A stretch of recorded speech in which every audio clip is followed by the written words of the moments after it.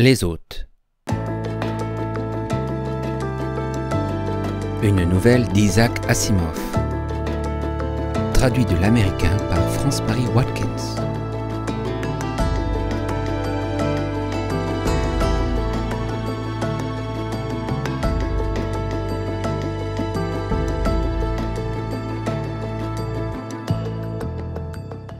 Première partie. Rose Smollett était heureuse, presque triomphante. Elle ôta ses gants, rangea son chapeau et tourna vers son mari des yeux brillants. « Drake, nous allons la voir ici. » Drake la considéra avec agacement. « Tu as manqué le dîner. Je croyais que tu devais rentrer à 7 heures. »« Ah, ça n'a pas d'importance. J'ai mangé un morceau en chemin. Mais Drake, nous allons le recevoir ici. »« Qui ici? Qu'est-ce que tu racontes ?»« Ce docteur de la planète Hawkins. Tu ne savais donc pas que c'était le sujet de la conférence d'aujourd'hui? Nous avons passé toute la journée à en parler. C'est la chose la plus passionnante qui pouvait arriver. » Drake Smollett écarta la pipe de son visage. Il regarda fixement l'objet, puis sa femme. « Voyons, que je comprenne bien. Quand tu parles de le docteur de la planète Hawkins, tu veux dire le Hawkinsien que vous avez à l'Institut ?»« Bien sûr, voyons. De qui d'autre pourrais-je parler ?»« Et puis je te demandais ce que diable tu veux dire en racontant que nous devons la voir ici ?»« Drake, tu ne comprends donc pas ?»« Qu'y a-t-il à comprendre? Ton institut s'intéresse peut-être à ce truc-là, mais pas moi. Qu'est-ce que j'ai à faire de lui personnellement? C'est l'institut que ça regarde, n'est-ce pas? » « Mais mon chéri, » dit Rose, patiente, « le Hawkinsien aimerait séjourner quelque part, dans une maison particulière, où il ne serait pas gêné par un protocole officiel, où il pourrait s'arranger selon ses goûts et ses souhaits. Je trouve ça très compréhensible. » « Pourquoi chez nous? » ?»« Parce que notre maison lui convient, je suppose. On m'a demandé si j'acceptais, et franchement, je considère cela comme un privilège. » Drake passa une main dans ses cheveux bruns et réussit à les ébouriffer. « Écoute, nous avons une bonne petite maison, bien commode, ici. Ce n'est pas la demeure la plus élégante du monde, mais elle nous suffit. Seulement, je ne vois pas que nous ayons de la place pour des visiteurs extraterrestres. » Rose prit un air inquiet. Elle ôta ses lunettes et les rangea dans leur étui. « Il peut loger dans la chambre d'amis. Il s'occupera de lui-même. Je lui ai parlé et il est très agréable. Franchement, nous devons faire preuve d'une certaine faculté d'adaptation. »« Mais oui, rien qu'un peu d'adaptation. Les Hawkinsiens respirent du cyanure. Nous devrons aussi nous adapter à ça, je suppose. » « Il transporte son cyanure dans un petit cylindre. Tu ne le remarqueras même pas. »« Et qu'est-ce qu'il a d'autre que je ne remarquerai pas? »« Mais rien. Ils sont parfaitement inoffensifs. Enfin quoi, ils sont même végétariens. »« Et qu'est-ce que ça veut dire, ça? Est-ce que nous lui servirons une balle de foin pour dîner? » La lèvre inférieure de Rose trembla. « Drake, tu es délibérément odieux. Il y a beaucoup de végétariens sur Terre. Ils ne mangent pas de foin. »« Et nous? Est-ce que nous mangerons de la viande ou est-ce qu'il va nous prendre pour des cannibales? Je ne vais pas vivre de salade pour lui faire plaisir, je t'avertis. »« Tu es complètement ridicule. » Rose se sentait sans défense. Elle s'était mariée relativement tard. Sa carrière était déjà fixée, elle-même y paraissait bien installée. Elle était professeure de biologie à l'Institut Jenkins de sciences naturelles, auteure de plus de 20 communications. En un mot, sa voix était nette, bien dégagée. Elle était faite pour une carrière et pour rester vieille fille. Et voilà qu'à 35 ans, elle s'était mariée et elle se sentait encore un peu ahurie de se considérer comme une jeune épouse depuis moins d'1 an. Il lui arrivait aussi d'être embarrassée, parce qu'elle s'apercevait parfois qu'elle ne savait absolument pas comment manipuler son mari. Que faisait-on quand l'homme de la famille devenait têtu comme une mule? Ce n'était expliqué dans aucun de ses cours. Avec sa carrière et son esprit indépendant, elle ne pouvait se résoudre à le cajoler. Aussi le regarda-t-elle posément pour dire avec simplicité « C'est très important pour moi. » « Et pourquoi? » ?»« Parce que, Drake, s'il séjourne un moment ici, je pourrai l'étudier de près. Très peu de travaux ont été faits sur la biologie et la psychologie du Hawkinsien et sur aucune autre intelligence extraterrestre. Nous connaissons un peu de leur sociologie et de leur histoire, naturellement, mais c'est tout. Tu dois bien voir que c'est une occasion en or. Il séjourne ici, nous l'observons, nous lui parlons, nous étudions ses habitudes. »« Ça ne m'intéresse pas. »« Ah, Drake, je ne te comprends pas. »« Tu vas dire que je ne suis pas comme ça d'habitude. »« Eh bien, en effet, tu ne l'es pas. » Drake resta un moment silencieux. Il parut se replier sur lui-même, ses pommettes saillantes et son menton fort se figèrent dans une position qui évoquait une sombre réflexion. Enfin, il dit « Écoute, j'ai un peu entendu parler des Hawkinsiens dans mes propres affaires. Tu dis qu'il y a eu des enquêtes sur leur sociologie, mais aucune sur leur biologie. Bien sûr, c'est parce que les Hawkinsiens ne sont pas plus contents d'être étudiés comme des spécimens que nous le serions nous-mêmes. Je me suis entretenu avec des hommes chargés de groupes de sécurité observant les diverses missions Hawkinsiennes sur Terre. Les missions en question restent dans les chambres qui leur sont affectées, et ne les quittent que pour les cérémonies les plus officielles. Ils n'ont rien à voir avec les terriens. Il est évident que leur répulsion à notre égard est aussi grande que la mienne vis-à-vis d'eux. D'ailleurs, je ne comprends pas pourquoi ce Hawkinsien de l'Institut serait différent. Il me semble que c'est contraire à tous les règlements de le faire venir ici, tout seul, d'abord. Et qu'il veuille rester dans la maison d'un terrien, c'est comme de poser une cerise au marasquin au sommet d'un parfait glacé. Voilà. Rose soupira. C'est différent. Je m'étonne que tu ne puisses pas le comprendre, Drake. Il est médecin. Il est venu ici par le biais de la recherche médicale, et je veux bien t'accorder que ça ne lui fait probablement pas plaisir de vivre parmi des êtres humains, et qu'il nous trouvera absolument horribles. Mais il doit rester quand même. Tu crois que ça leur plaît aux médecins humains d'aller sous les tropiques? Tu crois qu'ils aiment se faire dévorer par des moustiques porteurs de virus? Mais qu'est-ce que c'est que cette histoire de moustiques? Demanda vivement Drake. Quel rapport ont-ils avec tout ça? Mais rien, voyons, rien. C'est juste une image qui m'est venue. Je pensais à Reed et à ses expériences sur la fièvre jaune. Drake haussa les épaules. Comme tu voudras. Pendant un moment, Rose hésita, puis elle demanda. Tu n'es pas en colère à propos de ça, dis? À ses propres oreilles, sa voix parut désagréablement puérile. Non. Et cela, Rose le savait. Voulait dire qu'il l'était. Rose s'examina dans sa glace en pied d'un air dubitatif. Elle n'avait jamais été belle et s'était fait une raison au point que cela n'avait plus d'importance à ses yeux. Ça n'en aurait certainement aucune pour un être de la planète Hawkins. Ce qui l'inquiétait, c'était son rôle de maîtresse de maison dans des circonstances aussi bizarres. Il lui faudrait avoir du tact à l'égard de l'extraterrestre, aussi bien qu'à l'égard de son mari. Elle se demanda ce qui serait le plus difficile. Drake devait revenir tard ce soir-là. Il ne serait pas rentré avant une demi-heure. Rose avait tendance à imaginer qu'il s'était arrangé exprès dans l'intention malveillante de la laisser seule avec son problème. Elle en éprouvait un vague ressentiment. Il lui avait téléphoné juste avant midi, à l'Institut, et lui avait demandé avec brusquerie « Quand dois-tu l'amener chez nous ?»« Dans 3 heures. »« Très bien. Comment s'appelle-t-il, le Hawkinsien ?»« Qu'est-ce que ça peut te faire ?» Elle n'avait pu maîtriser le ton glacial de sa voix. « Disons que je me livre à une petite enquête. Après tout, la chose va vivre chez moi. » Ah, je t'en prie, Drake, ne rapporte pas ton travail à la maison. Pourquoi pas, Rose? N'est-ce pas exactement ce que tu fais? C'était vrai, naturellement. Alors elle lui avait donné le renseignement qu'il voulait.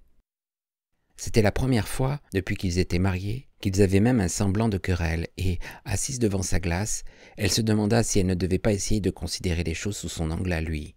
Dans le fond, elle avait épousé un policier. Bien sûr, il était plus qu'un simple policier. Il était membre du Conseil mondial de sécurité. Ses amis s'étaient étonnés. La plus grosse surprise avait été le mariage en soi. Mais puisqu'elle s'était décidée à se marier, pourquoi pas avec un biologiste? Ou, si elle voulait s'écarter un peu de son domaine, avec un anthropologue, ou même un chimiste? Pourquoi un policier? Telle était l'attitude générale. Personne ne posait ces questions, bien entendu. Mais à l'époque de son mariage, elles étaient dans l'air. Elle en avait été très fâchée, et elle l'était encore. Un homme avait le droit d'épouser qui il voulait, mais un docteur en biologie, espèce féminine, choquait si elle choisissait d'épouser un homme qui n'était jamais allé plus loin que le baccalauréat. Pourquoi? Cela ne regardait personne. Il était beau d'une certaine façon, intelligent d'une autre, et elle était parfaitement satisfaite de son choix. Pourtant, dans quelle mesure ce snobisme ne déteignait-il pas sur elle? Ne pensait-elle pas que ses propres travaux, ses enquêtes biologiques étaient importants, tandis que le travail de Drake était tout juste bon à rester entre les 4 murs de son petit bureau, dans les vieux bâtiments de l'ONU, au bord de l'East River? Agitée, elle se leva brusquement, respira profondément et prit la décision de laisser ce genre de pensée derrière elle. Elle ne voulait pas se disputer avec son mari. Elle lui laisserait faire ce qu'il voulait. Elle s'était engagée à recevoir le Hawkinsien à titre d'invité, mais autrement, Drake se comporterait à sa guise. Il lui faisait déjà une assez grande concession. Arcturlan attendait paisiblement au milieu du living room quand Rose descendit de sa chambre. Il ne s'était pas assis car il n'était pas anatomiquement bâti pour cela. Il se tenait donc debout, sur 2 paires de membres très rapprochés, et une 3e paire, d'une forme tout à fait différente, était accrochée à une région qui, chez un être humain, serait le haut du torse. Sa peau était dure, brillante et rugueuse, et sa figure avait une lointaine ressemblance avec quelque chose d'extraterrestrement bovin.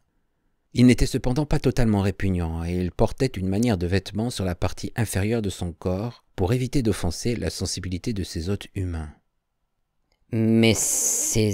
Smollett, dit-il, j'apprécie votre hospitalité au-delà de ma faculté de l'exprimer dans votre langue. » Sur ce, il s'inclina au point que ses membres antérieurs touchèrent un moment le plancher. Rose savait que c'était un geste de reconnaissance chez les êtres de la planète Hawkins. Elle était heureuse qu'il parlât aussi bien l'anglais. La forme de sa bouche, aggravée par l'absence d'incisive, lui donnait un accent sifflant, mais à part cela, on aurait pu le croire natif de la Terre à l'entendre. « Mon mari ne va pas tarder à rentrer, et nous dînerons. »« Votre mari ? Ah oui, bien sûr. » Elle fit mine de n'avoir pas entendu sa remarque. S'il y avait une source d'incompréhension infinie entre les 5 races intelligentes de la galaxie connue, c'étaient bien les différences concernant leur vie sexuelle et les institutions qui la régissaient. Le concept de mari et femme, par exemple, n'existait que sur Terre. Les autres races parvenaient à avoir une certaine compréhension intellectuelle de ce que cela représentait, mais jamais émotionnelle. « J'ai consulté l'Institut pour la composition de votre menu. J'espère qu'il n'y aura rien qui ne vous convienne pas. » Le Hawkinsien cligna rapidement des yeux plusieurs fois. Rose se souvint que c'était une expression d'amusement. « Les protéines sont les protéines, ma chère Mrs. Smollett. Pour les autres facteurs dont j'ai besoin et qui ne sont pas fournis par votre alimentation, j'ai apporté suffisamment de concentré pour y suppléer. » Effectivement, les protéines étaient les protéines. Rose le savait aussi. Son souci pour le régime de la créature n'était qu'une forme de politesse. Au cours de la découverte de la vie sur les planètes d'étoiles lointaines, une des plus intéressantes généralisations qui s'était révélée était que si la vie pouvait se former à base de substances autres que les protéines, même par des éléments autres que le carbone, il n'en demeurait pas moins que les 5 intelligences connues étaient de nature protéinique. Cela signifiait que chacune de ces 5 formes de vie intelligentes pouvait se nourrir pendant des périodes prolongées avec l'alimentation de n'importe laquelle des 4 autres. Rose entendit la clé de Drake dans la serrure et se crispa d'appréhension. Elle dut reconnaître qu'il fut parfait. Il entra et, sans hésitation, tendit sa main au Hawkinsien en disant aimablement « Bonsoir, Dr. Tolan. » Le Hawkinsien offrit un long membre à ses gauches et tous deux se serrèrent pour ainsi dire la main. Rose l'avait déjà fait et connaissait la sensation bizarre d'une main hawkinsienne dans la sienne. Elle l'avait trouvée rugueuse, brûlante et sèche.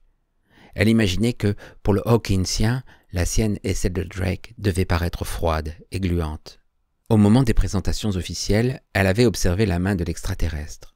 C'était un excellent exemple de convergence d'évolution. Son développement morphologique était entièrement différent de celui de la main humaine, tout en étant parvenue à une assez bonne similitude approximative. Elle avait 4 doigts et était dénuée de pouces. Chaque doigt possédait 5 articulations indépendantes. Ainsi, la flexibilité perdue par l'absence de pouces opposables était compensée par les facultés quasi tentaculaires des doigts. Ce qui était encore plus intéressant aux yeux de biologiste de Rose, c'était que chaque doigt se terminait par un petit vestige de sabot, minuscule et impossible à identifier par un profane, mais visiblement adapté à une époque antérieure à la course, tout comme les doigts de l'homme l'étaient jadis à l'escalade. Drake demanda, d'une manière assez amicale, « Êtes-vous tout à fait à votre aise, monsieur ?»« Tout à fait, » assura le Hawkinsien. « Votre femme a été très prévenante en prenant ses dispositions. »« Voulez-vous boire quelque chose ?» Le Hawkinsien ne répondit pas, mais regarda Rose avec une très légère contorsion des muscles faciaux, indiquant une émotion que malheureusement elle ne put interpréter. Elle expliqua nerveusement. « Sur Terre, la coutume est d'absorber des liquides corsés à l'alcool éthylique. Nous trouvons cela stimulant. »« Ah oui, dans ce cas, je suis contraint de refuser. L'alcool éthylique aurait une influence désastreuse sur mon métabolisme. » Il en a aussi sur celui des terriens, mais je comprends, docteur Tolan, dit Drake. Seriez-vous choqué si je buvais moi-même quelque chose? Absolument pas.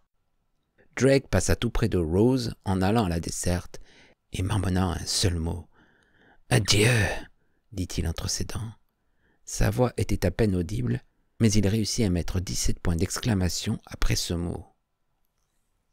Le Hawkinsien se tenait debout à table. Ses doigts étaient des modèles de dextérité alors qu'il se débattait avec ses couverts. Rose s'efforça de ne pas le regarder manger. Sa large bouche sans lèvres fendait sa figure d'une manière alarmante, et quand il mastiquait, ses lourdes mâchoires se déplaçaient horizontalement d'une manière déconcertante. C'était une autre preuve de ses antécédents d'ongulé. Rose se demanda si, dans la retraite de la chambre qu'elle lui avait réservée, il se mettrait à ruminer plus tard, et elle fut prise de panique de peur que Drake n'ait la même idée et ne quitte la table avec dégoût. Mais Drake prenait les choses très calmement. « Je suppose, docteur Tolan, dit-il, que ce cylindre à votre côté contient du cyanure. » Rose sursauta. Elle n'avait rien remarqué. C'était un objet de métal concave, un peu comme une gourde de soldat, sur la peau de la créature et à demi caché par le vêtement. Mais Drake, forcément, avait un œil de policier. Le Hawkinsien ne fut pas du tout déconcerté. « En effet, » répondit-il. De ses doigts équipés de sabots, il détacha un mince tuyau flexible qui remontait le long de son corps et dont la teinte se confondait avec la couleur jaunâtre de sa peau, et en introduisit l'extrémité dans un coin de sa large bouche. Rose en fut vaguement gênée, comme à une exhibition de sous-vêtements intimes. « Est-ce que cela contient du cyanure pur ?» Le Hawkinsien cligna des yeux avec amusement. « J'espère que vous ne craignez pas un danger possible pour les terriens. Je sais que ce gaz est pour vous terriblement toxique, mais je n'ai besoin que de petites quantités. Le gaz contenu dans ce cylindre est composé de 5% d'hydrocyanure, le reste étant de l'oxygène. Rien ne s'en dégage, excepté lorsque je suce le tube. Et cela n'a pas besoin d'être fait fréquemment. »« Ah bien, et vous avez réellement besoin de ce gaz pour vivre ?» Rose s'affola un peu. On ne posait pas ce genre de questions sans une prudente préparation. Il était impossible de prévoir les points sensibles d'une psychologie extraterrestre. Drake avait dû le faire exprès puisqu'il savait qu'il pouvait obtenir des réponses à ce genre de questions en les lui posant à elle. Ou bien préférait-il ne rien lui demander? Le Hawkinsien resta apparemment imperturbable. « Vous n'êtes pas biologiste, monsieur Smollett ?»« Non, docteur. » »« Mais vous êtes en rapport étroit avec madame le docteur Smollett. » Drake sourit. Oui, je suis marié avec madame le docteur Smollett, mais je ne suis quand même pas biologiste, simplement un fonctionnaire mineur du gouvernement. Les amis de ma femme, ajouta-t-il, m'appellent un flic. Rose se mordit l'intérieur de la joue. Dans ce cas-là, c'était le Hawkinsien qui avait atteint un point sensible de la psychologie étrangère. Sur la planète Hawkins, il existait un strict système de castes, et les associations entre celles-ci étaient limitées. Mais Drake ne devait pas le savoir. Le Hawkinsien se tourna vers elle. « M'autorisez-vous, madame, à expliquer un peu de notre biochimie à votre mari? Ce sera ennuyeux pour vous, car je suis sûr que vous devez déjà la comprendre fort bien. »« Je vous en prie, docteur Tolan. » Voyez-vous, monsieur Smollett, votre système respiratoire et celui de toutes les créatures respirant sur Terre est, me dit-on, contrôlé par certaines enzymes contenant du métal. Ce métal est généralement du fer, mais peut-être parfois du cuivre. Dans un cas comme dans l'autre, de petites traces de cyanure se combinent avec ces métaux et immobilisent le système respiratoire de la cellule terrienne vivante. Elle est alors privée d'absorption d'oxygène et tuée en quelques minutes. La vie sur ma planète est constituée autrement. Les éléments clés de la respiration ne contiennent ni fer, ni cuivre, ni aucun métal d'ailleurs. C'est pourquoi mon sang est incolore. Nos éléments contiennent certains groupes organiques essentiels à la vie, et ces groupes ne peuvent être gardés intacts qu'en présence d'une faible concentration de cyanure. Indiscutablement, ce type de protéine s'est développé au cours de millions d'années d'évolution dans un monde possédant dans son atmosphère eau naturelle quelques dixièmes d'1% d'hydrocyanure. Divers de nos micro-organismes innés libèrent le gaz. Votre exposé est extrêmement clair, docteur, et très intéressant, dit Drake. Et que se passe-t-il si vous ne pouvez pas en respirer? Est-ce que vous disparaissez comme ça? Demanda-t-il en claquant des doigts. Pas tout à fait, ce n'est pas l'équivalent du cyanure pour vous. Dans mon cas, son absence serait semblable à une lente strangulation. Cela arrive quelquefois dans des pièces mal aérées de notre monde, quand le cyanure est progressivement consommé et tombe au-dessous de la concentration minimum nécessaire. Les résultats sont très douloureux et difficiles à soigner. Rose devait tirer son chapeau à Drake. Il avait l'air sincèrement intéressé, et grâce au ciel, ce catéchisme ne semblait pas gêner l'extraterrestre. La suite du dîner se déroula sans incident. Ce fut presque agréable. Toute la soirée, Drake resta ainsi intéressé, plus encore absorbé. Il éclipsait Rose, et elle en était heureuse. C'était lui, dans le fond, qui était vraiment original, et ce n'était que sa profession, à elle, son entraînement spécialisé, qui le faisait paraître plus terne. Elle le considéra tristement et pensa « Pourquoi m'a-t-il épousé ?» Drake était assis, les jambes croisées, les mains jointes sous son menton, et observait attentivement le Hawkinsien. L'extraterrestre lui faisait face, debout à sa manière de quadrupède. « J'ai du mal à vous considérer comme un médecin, » dit tout à coup Drake. Le Hawkinsien, amusé, cligna rapidement des yeux. Je comprends ce que vous voulez dire. J'ai moi-même du mal à vous considérer comme un policier. Dans mon monde, les policiers sont des personnes extrêmement spécialisées et distinctes. Vraiment? Dit Drake avec une curieuse ironie, et il changea de conversation. Si je comprends bien, vous n'êtes pas ici en voyage d'agrément? Non, c'est un voyage d'études. J'ai l'intention d'analyser cette curieuse planète que vous appelez Terre, comme elle n'a encore jamais été analysée par mon peuple. Curieuse? Demanda Drake. En quel sens? Le Hawkinsien consulta Rose du regard. Est-il au courant de la mort par inhibition? Elle fut embarrassée. Son travail est très prenant. Mon mari n'a guère le temps d'écouter les détails de mes travaux, avoua-t-elle. Elle songea que ce n'était pas une bonne réponse, et encore une fois, elle eut droit à une de ces expressions indéchiffrables de l'extraterrestre qui se tourna de nouveau vers Drake. Je suis toujours stupéfait de constater que vous, les terriens, savez très peu de choses sur vos caractéristiques insolites. Écoutez, il y a 5 races intelligentes dans la galaxie. Elles se sont toutes développées indépendamment les unes des autres tout en réussissant à converger d'une façon remarquable. C'est comme si, à la longue, l'intelligence exigeait une certaine configuration physique pour s'épanouir. Mais je laisse cette question aux philosophes. Je n'ai pas besoin d'insister sur un point qui doit vous être familier. Or, si l'on étudie attentivement les différences entre les intelligences, on s'aperçoit constamment que c'est vous, les terriens, qui, plus que tous les autres, êtes uniques en votre genre. Par exemple, c'est seulement sur Terre que la vie dépend pour la respiration d'enzymes métalliques.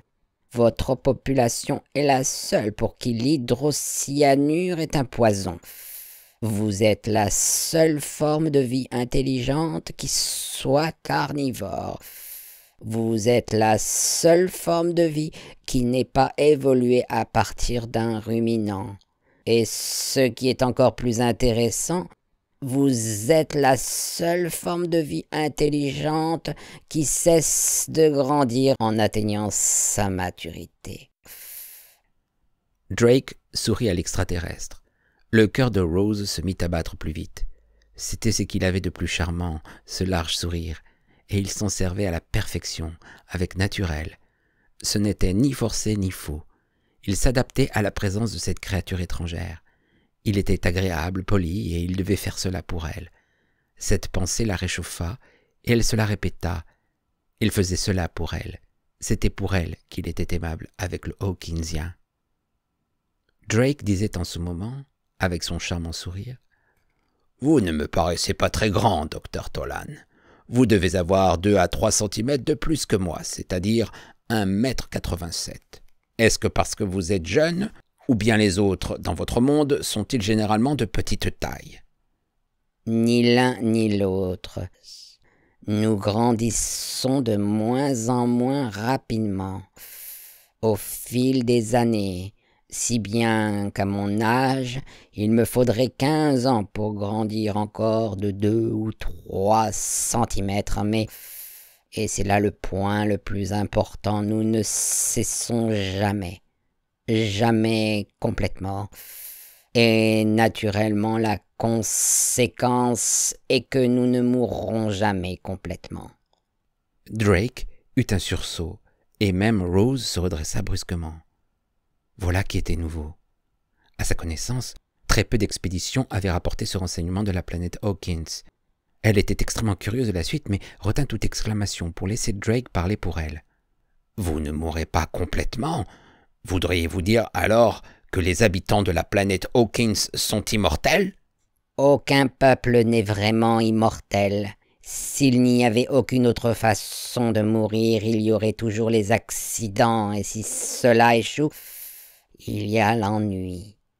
Peu d'entre vous vivent plus de quelques siècles de votre temps. Il est quand même déplaisant de penser que la mort puisse survenir involontairement. C'est une chose qui, pour nous, est particulièrement horrible. Le simple fait d'y penser me trouble. Penser qu'en dépit de ma volonté et de tous mes soins, la mort puisse venir. « Nous y sommes, quant à nous, tout à fait habitués, » dit assez sombrement Drake. « Vous, les terriens, vous vivez avec cette idée, pas nous. C'est pourquoi nous sommes très inquiets de constater que l'incidence de la mort par inhibition augmente depuis quelques années. » Vous n'avez pas encore expliqué ce qu'est au juste la mort par inhibition, mais laissez-moi deviner. Est-ce un arrêt pathologique de la croissance? Exactement. Et la mort survient combien de temps après l'arrêt de la croissance? Dans l'année. C'est une maladie de langueur, une maladie tragique et absolument incurable. Quelle en est la cause?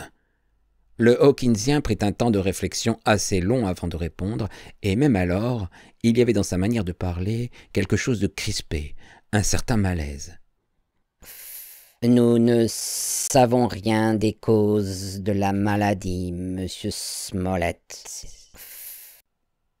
Drake hocha la tête, songeur. Rose suivait la conversation comme un spectateur un match de tennis. « Et pourquoi êtes-vous venu sur Terre pour étudier cette maladie ?» demanda Drake. « Parce que, encore une fois, les terriens sont uniques. Ils sont les seuls êtres intelligents et immunisés contre ce phénomène. La mort par inhibition frappe toutes les autres races. Vos biologistes le savent-ils, madame ?» Il s'adressait si soudainement à elle qu'elle sursauta. « Non, pas du tout, » répondit-elle. « Cela ne me surprend pas. Ce renseignement est le fruit de recherches très récentes. La mort par inhibition est fréquemment diagnostiquée d'une façon erronée, et son incidence est beaucoup plus basse sur les autres planètes.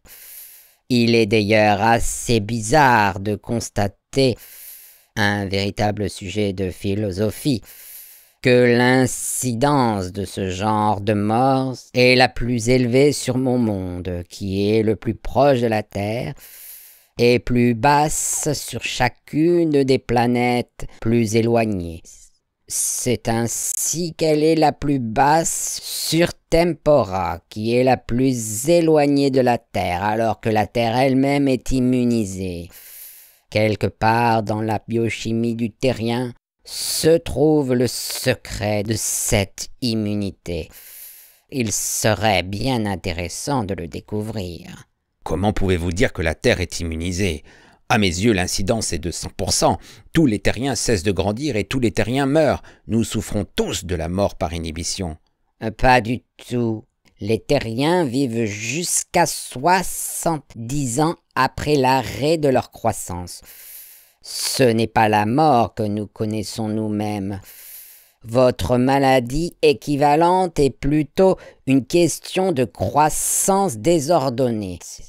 Le cancer, vous l'appelez. Mais je vous ennuie. Rose protesta aussitôt. Drake aussi, avec encore plus de véhémence. Mais le Hawkinsien changea résolument de sujet. Ce fut alors que Rose conçut ses premiers soupçons. Drake tournait adroitement autour de Hartolan. Il le harcelait, le poussait dans ses retranchements, cherchait constamment à ramener la conversation là où le Hawkinsien l'avait interrompu. Il n'était ni désagréable ni maladroit, mais Rose le connaissait. Elle savait ce qu'il faisait. Que pourrait-il chercher d'autre que ce qui était exigé par sa profession? À ce moment, comme pour répondre à ses pensées, le Hawkinsien reprit la phrase qui commençait à tourner dans sa tête comme un disque rayé. Il demanda: « N'avez-vous pas dit que vous étiez un policier? » »« Oui, » répliqua sèchement Drake. « Dans ce cas, il y a quelque chose que j'aimerais que vous fassiez pour moi. Je désire vous le demander depuis le début de la soirée, depuis que je connais votre profession, mais j'hésitais.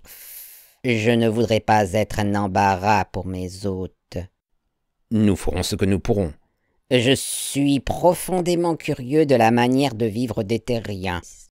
Une curiosité qui n'est peut-être pas partagée par la majorité de mes compatriotes. Je me demande si vous pourriez me faire visiter un des sièges de la police de votre planète. » Je ne fais pas partie des services de police proprement dit, comme vous les imaginez, dit Drake avec prudence. Mais je ne suis pas un inconnu pour la police de New York. Je peux arranger aisément une visite. Demain? Ce serait parfait pour moi. Est-ce qu'il me sera possible de visiter le bureau des personnes disparues? Le quoi? Le Hawkinsien resserra ses 4 jambes comme s'il devenait plus passionné. C'est une de mes lubies. Un petit sujet d'intérêt bizarre qui m'a toujours intrigué. Il paraît que vous avez un groupe d'officiers de police dont la seule fonction est de rechercher des hommes disparus. Et aussi des femmes et des enfants, ajouta Drake. Mais pourquoi cela vous intéresse-t-il particulièrement? Parce que, en cela encore, vous êtes unique. Sur notre planète, les personnes disparues n'existent pas. Je ne peux pas vous expliquer le mécanisme naturellement, mais chez les peuples des autres mondes, on a toujours conscience de la présence d'une autre personne, surtout s'il existe un solide lien d'affection. Nous avons toujours conscience de l'endroit précis où sont les autres, où que ce soit sur la planète. Rose eut de nouveau l'intérêt vivement éveillé. Les expéditions scientifiques sur la planète Hawkins avaient toujours eu la plus grande difficulté à pénétrer les mécanismes émotionnels intimes des autochtones, et elle en avait maintenant un chez elle qui parlait librement, qui les lui expliquerait si elle le désirait. Elle oublia de s'inquiéter de Drake et intervint dans la conversation. « Êtes-vous capable d'éprouver cette conscience même en ce moment, sur Terre ?» Vous voulez dire à travers l'espace? Non, je crains que non. Mais vous voyez l'importance de la chose.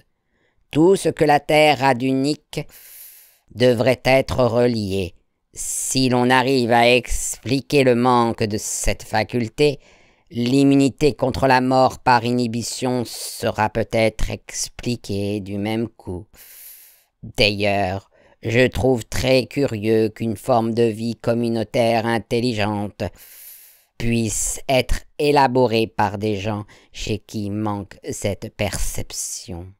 Comment un terrien peut-il savoir, par exemple, quand il a formé un sous-groupe compatible, une famille? Vous deux, par exemple, comment savez-vous qu'il y a un lien réel entre vous? Rose se surprit à hocher la tête. Comme ce sens-là lui manquait. Mais Drake ne fit que sourire. Nous avons nos moyens, nous aussi. Il nous est difficile d'expliquer ce que nous appelons l'amour, comme il vous est difficile d'expliquer votre perception. Sans doute, mais dites-moi franchement, Mr. Smollett, si votre femme quittait cette pièce et passait dans une autre sans que vous l'ayez vue partir, est-ce que réellement vous ne sauriez pas où elle se trouve?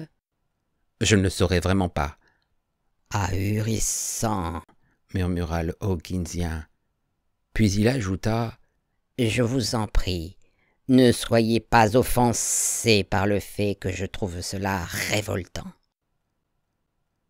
Une fois la lumière éteinte dans la chambre, Rose alla 3 fois à la porte, l'entr'ouvrit et regarda dans le couloir. Elle sentait que Drake l'observait. Il finit par demander, avec un peu d'amusement dans la voix: « Qu'est-ce que tu as ?»« Je veux te parler. »« Tu as peur que notre ami t'entende ?» Rose chuchotait. Elle se mit au lit et posa la tête sur l'oreiller de son mari pour mieux lui murmurer à l'oreille. « Pourquoi parlais-tu de la mort par inhibition avec le docteur Tolan ?»« Je m'intéresse à tes travaux, Rose. Tu l'as toujours souhaité, non ?»« J'aimerais mieux que tu ne sois pas aussi sarcastique, » répliqua-t-elle avec violence, autant de violence qu'elle pouvait en montrer en chuchotant. « Je sais qu'il y a un peu de ton intérêt là-dedans, un intérêt de policier probablement. Qu'est-ce que c'est ?»« Je t'en parlerai demain. »« Non, tout de suite. » Il glissa une main sous la tête de Rose et la souleva. Pendant un instant, un peu fou, elle crut qu'il allait l'embrasser. Un baiser spontané comme le faisaient parfois les maris ou comme elle imaginait qu'il le faisait. Jamais Drake, cependant, pas plus maintenant qu'auparavant. Il se contenta de la serrer contre lui pour lui souffler. « Pourquoi est-ce que cela t'intéresse tellement ?» Sa main était dure, presque brutale sur sa nuque, et elle se raidit, voulut s'écarter en élevant à présent la voix. « Arrête, Drake !»« Je ne veux pas d'autres questions de toi, ni d'intervention. Tu as fait ton travail, je fais le mien. »« La nature de mon travail est connue de tout le monde et n'a rien de secret. »« La nature de mon travail, répliqua-t-il, est tout le contraire par définition. Mais je te confierai ceci. Notre ami à 6 pattes est ici chez nous pour une raison précise. Ce n'est pas par hasard que tu as été choisi comme biologiste responsable. Sais-tu qu'il y a 2 jours, il enquêtait sur moi à la commission? Tu veux rire? Pas le moins du monde. Il y a des niveaux dans cette affaire dont tu ignores tout. Mais c'est mon travail et je n'en parlerai pas davantage avec toi. Tu comprends? Non, mais je ne t'interrogerai pas si tu ne le veux pas. Alors, dors. Elle resta couchée sur le dos, toute raide, et les minutes s'écoulèrent, puis les quarts d'heure. Elle essayait de raccorder les pièces du puzzle. Malgré ce que Drake lui avait dit, les courbes et les couleurs refusaient de s'assembler. Elle se demanda ce que dirait Drake s'il savait qu'elle avait un enregistrement de la conversation de cette soirée. Pour le moment, une image restait très nette dans son souvenir. Elle planait et paraissait se moquer d'elle. Le Hawkinsien, à la fin de la longue soirée, s'était tourné vers elle et lui avait dit gravement « Bonne nuit, Mrs. Smollett. Vous êtes la plus charmante des hôtesses. » Sur l'instant, Elle avait eu désespérément envie de pouffer. Comment pouvait-il la traiter d'hôtesse charmante? Pour lui, elle ne pouvait être qu'une horreur, une monstruosité avec trop peu de membres et une figure trop étroite. Mais, alors que le Hawkinsien faisait ce petit compliment totalement dépourvu de signification, Drake avait pâli. Pendant un instant, ses yeux étaient devenus brûlants de quelque chose qui n'était pas loin d'évoquer la terreur. Jamais elle n'avait vu Drake avoir peur de quoi que ce soit, et l'image de cette seconde de panique pure resta en elle, jusqu'à que toutes ses autres pensées disparaissent dans les ténèbres du sommeil.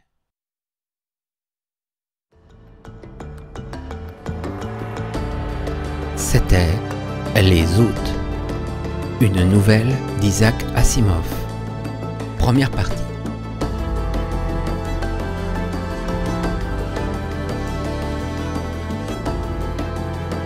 Si vous avez apprécié cette lecture, merci de liker, commenter et de vous abonner à la chaîne. À bientôt.